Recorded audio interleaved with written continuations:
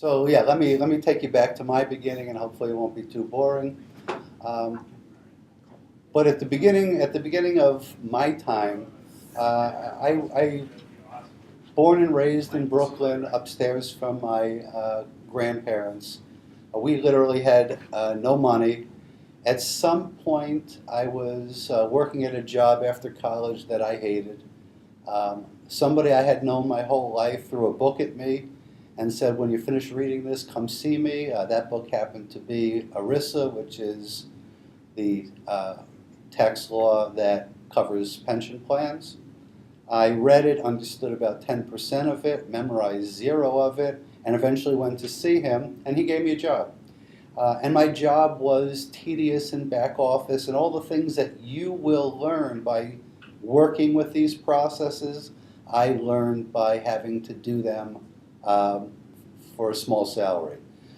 Making no money, but in those days, money didn't matter. And one night I'm playing racquetball with a friend of mine, and we're in the locker room, and I'm talking to him about a plan I designed for a client and how amazing we were able to do certain things under the then prevailing tax laws.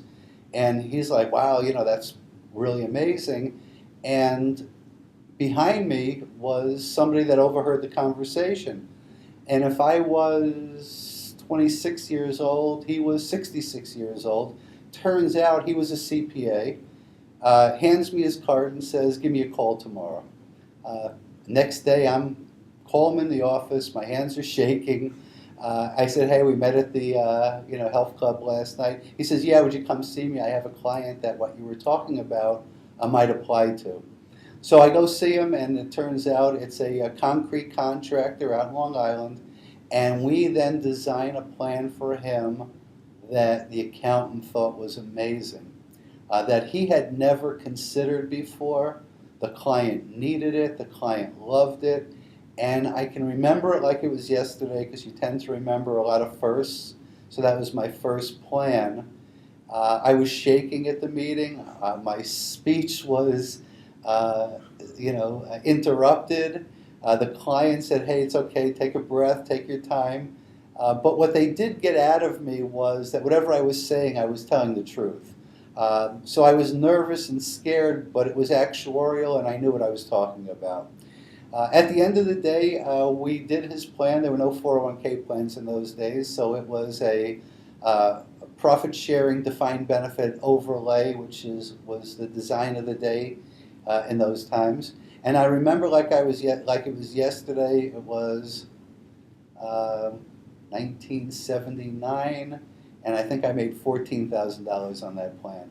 And I'm not sure what my salary was in those days, but it could have easily been 14,000, and that plan could have easily doubled it. At that point, I said to myself, "This is the place I need to be." But nobody was giving me the shot. It was real simple. I was a back office person who had access to one new plan by luck.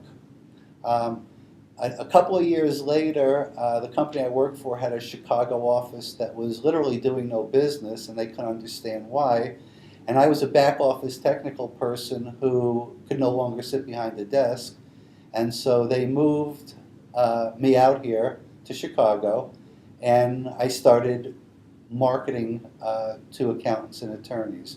I marketed in a way I hope nobody ever has to again, ever. It was brutal. Cold calling accountants and attorneys simply doesn't work. But if you're relentless enough, you eventually make it work, which I did. The people that are going to be taking this course will never have to go in that direction. I wouldn't wish it on my worst enemy. But eventually I developed a little market, and I went from a back office technical person probably making $14,000 a year, and within 2 years I was making $250,000, and that was in 1982, 83. I effectively never looked back. Once you meet one accountant who likes what you do, you're effectively not just meeting an accountant, you're meeting an accountant who works for an accounting firm. And so, hey, can I meet some of your partners? Of course you can. It's easy to branch off once you have an in somewhere. So I started really from nowhere. I went to college because I picked a college based on the best weather. I did okay in school my whole life, but I never did great. I was given an opportunity after college that turned out to be amazing, that I'm sure a lot of it has to do with luck. I think the people that take this program or follow this program, I think they're also going to see that it's great. You also need a little bit of luck. Everybody needs a little luck. But I do believe, like I did back then, the only thing that got me that first plan was because I was talking technically about a plan design to someone else. It just so happened somebody overheard me. It could have just as easily been in a formal meeting with a client, with an accountant, and effectively going over a plan design like I do now. I sit with accountants and I say, oh, you probably have 10 medical practices. Have you seen this? That's pretty much what that conversation was at that time. It just happened by accident. So I started from nowhere. I ended up in a very successful place. I'm very happy here. My son's working for me, so I'm even happier. I have a great organization with highly technical people. Some of the people that I've taken through to a technical level do not have 4 years of college, but they know these plans better than most people in this city. Others have college degrees, but they're in psychology or English or history. They understand these plans. Follow the program. Dedicate yourself to some degree.